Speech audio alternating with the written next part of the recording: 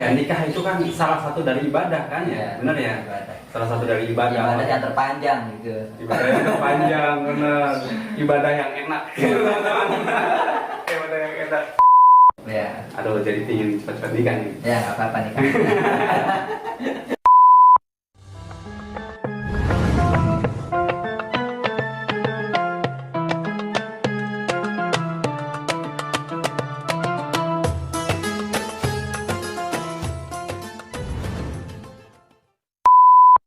Oke, Diki Maulana, apa kabar nih Dik? Alhamdulillah, khair. Istri sehat ya? Khair juga. Oke, teman-teman perlu tahu bahwa Diki Maulana dia itu teman satu angkatan, satu kampus, satu asrama, bahkan satu kamar. Nah, jadi sedikit banyak ya adalah yang saya tahu dari beliau, tapi memang karena apa ya, ibaratnya saya ngaca itu udah jauh ketinggal dari beliau.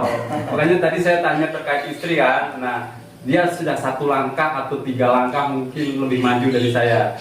Saya masih jomblo, dia udah nikah. Gimana nih, Dik, nikah? Aman ya? Aman. Saya lihat auranya semakin adalah aura kebahagiaan. Beda kayak aku kan masih ibaratnya gelap gitu kan makanya. Oke, tapi gini, teman-teman, dulu saya pernah beberapa kali obrolan bahwa katanya itu dia itu mau nikah setelah umur S2 lah ya gitu. Tapi tiba-tiba ketika pas liburan kan, corona kan belajar di rumah kan, kuliah di rumah. Tiba-tiba dapat kabar bahwa dia itu nikah. Astagfirullahaladzim, dalam hati aku, wah kapan aku gitu kan. Nah, apa tuh ternyata yang salah satu hal yang membuat kamu terdorong untuk nikah cepat itu apa? Ya, pertama faktor lingkungan ya. Lingkungan. Ya, lingkungan dulu pada saat itu wabah COVID merambah gitu. Yeah. Dan pekerjaan susah gitu. Terus perpustakaan atau kampus tidak buka juga. Untuk membatasi kegiatan jadi mati gitu rasanya gitu. Nah, di situ kebimbangan terjadi gitu. Dan di sisi lain ada teman-teman ketika menelpon dia sudah memiliki seorang anak gitu. Bahkan kita melihat medsos ini teman-teman SD nih ya, sudah memiliki banyak 2 anak gitu. Banyak lah gitu ya. Jadi timbullah rasa ingin nikah gitu. Nah, dari situ munculnya ingin nikah gitu. Tapi kan banyak orang berkata nih ya, nikahlah ketika engkau sudah siap gitu. Siap dari ekonomi, mental dan sebagainya gitu ya. Nah, terus apa yang mendorong kamu? Kamu kan belum siap nih. Dulu kerja kan belum ada karena COVID, susah cari kerjaan. Terus bahkan kuliah pun belum beres. Tapi udah ada rumah ya di kampung ya. Tapi ya belum direnovasi. Tapi tiba-tiba pengen nikah cepet. Gimana nih urusannya tuh? Apa yang mendorong itu? Ya tentu yang mendorong ini agar terjaga ya diri kita dari sesuatu yang bersifat zina gitu. Oh iya, perlu tahu teman-teman sahabat channel bahwa dia itu dulu kan karena satu kampus, satu asrama, satu kamar juga, itu sedikit-sedikit paham lah bahwa dia itu dulu ya itu playboy, mau setiap angkatan itu bahkan itu ada yang diembat. Cuman sekarang karena udah nikah enggak lagi lah ya, ya. Iya. Oke, ada pertanyaan lagi terkait dengan kebanyakan orang ataupun orang-orang yang sudah nikah ataupun yang mendorong kita untuk nikah itu ada 2 kemungkinan. Kalau seumpama menikah itu, kalau seumpama sudah siap dalam hal materi, baik itu kerjaan sudah ada, rumah sudah ada, kemudian pastinya calonnya udah ada lah ya. Nah, itu yang pertama.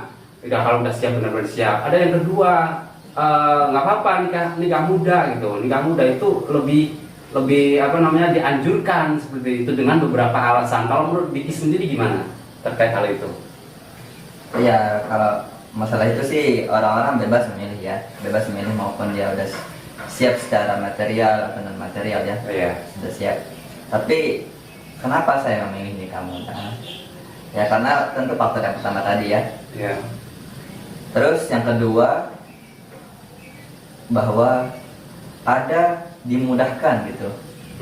Dimudahkan sama ya anggaplah mertua gitu. Mertua memudahkan untuk menikah gitu. Tapi sebelum itu kenapa semua hal yang ini bisa terjadi gitu? Nah, di sini perannya ada doa gitu. Oh, doa. Ya, doa.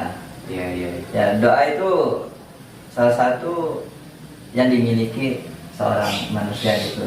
Dia tidak memiliki apa-apa sejak lahir bahkan gitu. Tapi ketika udah beranjak dewasa, memang dari segi kasat matanya kita melihat orangnya sudah mampu apa gitu. Tapi sebenarnya tidak gitu. Itu semua hanya titipan. Nah, di situ saya kan tidak memiliki pekerjaan seperti yang saya bilang, pekerjaan belum ada, skripsi belum jadi, rumah belum dijadikan lah gitu, belum direnovasi. Nah, di situ saya berdoa agar benar-benar diberikan kemampuan untuk menikah gitu. Nah, itu doa teman-teman, jangan lupa. Makanya ayo kita sering-sering berdoa walaupun kita masih banyak dosa. Aku lah khususnya banyak dosa, tapi insya Allah dengan doa, kata beliau, tips dari beliau itu insya Allah nanti akan terkabul. Tapi percaya nggak doa itu pasti akan terkabul? Pasti. Jadi di sini ada sebuah ayat yang berbunyi, wa idza sa'alaka ibadi anni fa inni qarib. Ujibu da'watad da'i idza da'an. Falyastajibu li wal yu'minu bi la'allahum yarshudun. Jadi di situ ayat bunyi itu, kalau memang di sini kita diingatkan bahwa kalau ada seorang hamba ini meminta meminta kepada Tuhan gitu ya, sesuatu apa yang dia inginkan gitu kan, pasti dia akan falyastajibu li, akan diijabah gitu ya, pasti akan diijabah gitu. Dan itu karena sifatnya fi'il mudhari itu kan berarti ada renggang waktu gitu ya. Nah, di situ kita nggak akan mengetahui kapan waktu ijabah doanya. Ada yang mengatakan juga bahwa diijabah doa itu ketika kita itu benar-benar sudah siap. Maksudnya dalam hal ini ketika kita berdoa itu salah satu cara untuk mensucikan diri gitu. Maksudnya kalau kita belum suci, nanti harus doa lagi biar suci. Nanti kalau udah suci baru ijabah. Itu ada seperti juga yang mengatakan. Tapi mungkin ya itu salah satu memang yang mana doa itu pasti akan diijabah. Entah itu kapan waktunya. Mungkin kalau sama dia orang suci itu kan dia minta doa langsung dikabul, langsung mau wali, itu kan pasti ya beda kayak kita. Kalau kita kan masih nggak tahu kapan, tapi percaya saja bahwa ketika kita berdoa dengan sepenuh hati itu pasti akan dijabah. Itu lagi ya intinya. Jadi banyak juga orang berdoa hari ini dapat doa, besoknya nggak berdoa. Nah, jadi seperti ini salah satu dia ragu dengan doanya. Oh iya. Jadi salah satu kunci doa diijabah itu dia tidak ragu sama sekali. Bahkan disebutkan juga Nabi, kalau nggak salah ya, Nabi Zakaria berbunyi di dalam surah Al-Maryam, walam akum bidu'a ikarom bisyaqiyya. Jadi dia tidak pernah mengeluh gitu dalam doanya, terus menerus istiqomah berdoa apa yang diinginkan. Itu yang pertama. Terus yang kedua, kunci dalam berdoa itu bahwa harus benar-benar keadaan kayak anak kecil gitu ketika meminta uang jajan sama orang tuanya, dia menangis gitu. Benar tulus ya. Beda kalau kita kan biasanya minta karena ada kepentingan gitu kan, ada kepentingan dari nafsu kita gitu. Iya. Oke, teman-teman sahabat saya channel, sebelum dilanjut jangan lupa untuk mensupport channel kita. Silahkan klik subscribe dan juga tekan tombol loncengnya. Oke, saya kembali lagi ke nikah tadi nih. Ya. Aduh, jadi ingin cepat-cepat nikah nih. Ya, apa-apa nikah. Itu ada pertanyaan nih terkait nikah. Kalau perbedaan kamu sebelum nikah dan sesudah nikah. Ya kalau secara umum kita semua tahu lah, udah tahu kalau udah nikah ya ada yang membuat makanan gitu kan, ada yang nyiapin makanan, bikin kopi, ada yang ngebikinin, beda kayak kita yang belum nikah ya teman-teman juga kalau yang belum nikah. Tapi itu kan hanya hal umum. Tapi apa perbedaan secara individual kamu, secara personal gitu, yang menjadi perbedaan kamu sebelum nikah dan sesudah nikah sekarang? Jadi kita sering mendengar ya, ketika orang menikah itu dia selalu membacakan sebuah ayat, ada yang berbunyi sakinah mawaddah warahmah. Jadi di situ sebelum menikah itu kan ketika kita melihat pasangan lawan jenis gitu kan, kita belum ada rasa ketenangan gitu. Tapi ketika sudah menikah itu, jadi benar-benar ayat ini memberitahukan kita, gini loh, kalau kamu udah nikah, benar-benar akan tumbuh sakinah, ketenangan hati gitu. Mawaddah, kecintaan, warahmah, dan kasih sayang. Jadi di situ timbul benar-benar kita saling mengasihi dan menyayangi gitu. Terus pola pikir kita juga berbeda. Kita tidak mementingkan diri kita sendiri gitu. Nah di situ kita mementingkan pasangan kita juga gitu. Dan kita tidak terlalu banyak membuang-buang waktu yang tidak hal yang berguna gitu. Hidup kita jadi terarah gitu lah, terarah. Dan apa ya, nikah itu kan salah satu dari ibadah kan ya, benar ya? Ibadah. Salah satu dari ibadah yang terpanjang gitu. Ibadah yang terpanjang, benar. Ibadah yang enak. Ibadah yang enak. Makanya, gimana? Silakan teman-teman, mau nikah tidak atau nunggu-nunggu, gimana? Rasa. Oke, Dik. Lagi, saya mau nanya terkait kamu kan sekarang udah satu nih, udah satu dia nikah. Terus ada di dalam Al-Quran kan masna wa thulatha wa ruba' kan diperbolehkan bagi laki. Kalau menurut pandangan kamu gimana, Dik? Ya tentu sebagai laki-laki sendiri ya, ingin menikahi perempuan juga lagi gitu, pasti pengen. Pasti, tidak mungkin setiap laki-laki pasti pengen. Memang secara tidak sadar ya, mungkin ini fitrah ya. Fitrah, iyalah. Hanya sebagian laki-laki yang bisa dihitung tidak ingin menikah lebih dari satu gitu ya. Yeah. Tapi kita melihat lagi kembali ke kondisi kita gitu. Apakah kita mampu secara material atau non material? Maksudnya material itu tentu terkait tentang ekonomi ya. Ekonomi, uang kita banyak, rumah kita lumayan gitu untuk menampung istri ketika kita ingin menambah gitu kan. Yeah. Terus tidak juga yang terpenting terkait ilmu agama. Nah di situ kita bisa benar-benar terarah gitu, berlaku sifat adil. Oh iya, adil. Kalau kamu sendiri secara personal pengen nggak? Ya pengen, tapi karena laki-laki merasa lah ya, karena merasa belum mampu ya tentu. Ya.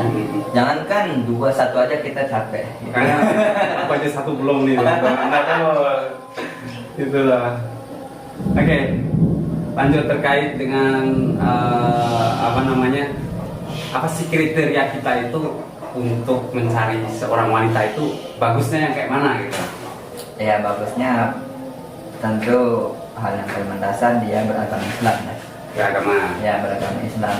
Karena di sini kita diperintahkan, dilarang ya sebelum menikah, wala tankihul musyrikati hatta yu'min.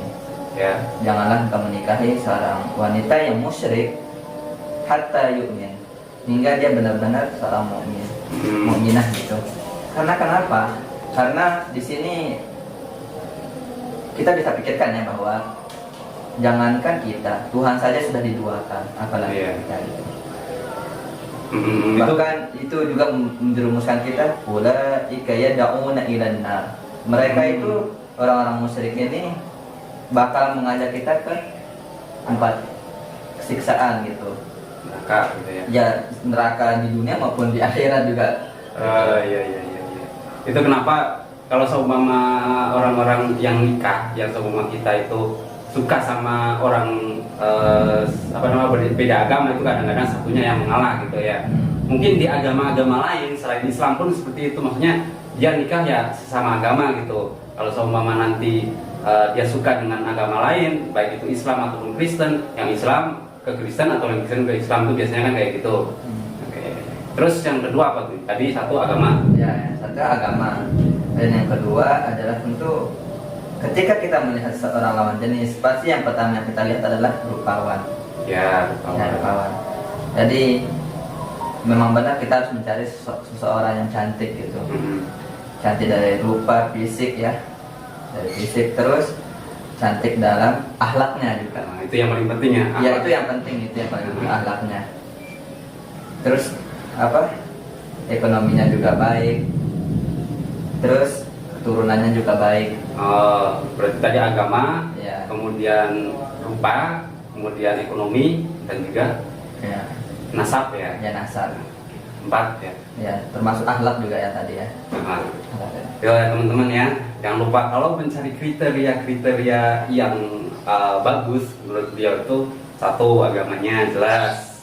Sama teman-teman yang Islam silahkan sama yang Islam, ataupun kalau teman-teman suka sama beda agama ya tariklah biar masuk Ya. ke agama kita. Harus sampai Kayak sampai gitu. dia bermumin ya. Kemudian nasabnya jangan lupa dia itu keturunan siapa, kemudian dari mana dia gitu kan. Nasab itu pengaruh kan, soalnya secara kita akan tahu lah kalau seumpama buah itu jatuh tidak jauh dari pohonnya seperti itu kan. Tuh yang kemudian ekonomi bagaimana tuh istri kita mensupport ya, walaupun dia nggak harus kerja banget gitu, tapi kan paling nggak ketika kita ada usaha, ketika kita kerja itu istri kita mensupport gitu ya. Kemudian ada tadi juga rupa, Ya. akhlak. Nah rupa itu akhlak, di dalamnya yang paling penting itu akhlaknya, kayak gitu ya. Apalagi nih yang perlu Apa? biar teman-teman itu pengen nikah cepat gitu. Ya, jadi menikahlah sebelum hal yang lain menjemput gitu. Menikahlah sebelum hal lain menjemput, karena kita itu nggak tahu kapan kita akan dia jemput Iya, gitu ya, iya. ibaratnya. Dan juga ketika kita senang sama lawan jenis kita, ya perempuan ataupun laki-laki gitu ya, ya nggak apa-apa nikah aja langsung gitu. Masalah terkait hal yang apakah mabok atau tidak gitu ya, ya kita di situ kita bertawakal, tawakal tu ala Allah gitu ya. Nah di situ Tuhan benar-benar akan mengurusi kita segala halnya gitu. Oh, iya. Dan itu juga kan karena sama nikah cepat itu kan nikah muda, itu nanti berpengaruh juga kepada keturunan kita gitu. Ya. Sama kita nikah udah di umur yang tua atau lanjut usia, kemudian anak kita baru lahir dan kita udah nggak bisa apa-apa lagi, ya udah dipanggil gitu kan. Ya, itu Nanti tidak ujung-ujungnya anak tidak terurus, mau sekolah nggak bisa, mau kuliah nggak bisa gitulah ya ibaratnya. Sayangnya juga nggak ada gitu. Siap. Oke, kita Pastor Channel mungkin obrolan sebenarnya masih panjang, pertanyaan-pertanyaannya masih banyak pertanyaan yang ingin disampaikan, tapi lah nanti kita sambung lagi ya. Ya. Oke, kita Pastor Channel dari kami cukup sekian karena hujan juga, dan teman-teman makanya support nih biar kita bisa bikin studio dan tidak bocor ya suara-suara dari luar tempat hujan. Oke, assalamualaikum warahmatullahi wabarakatuh.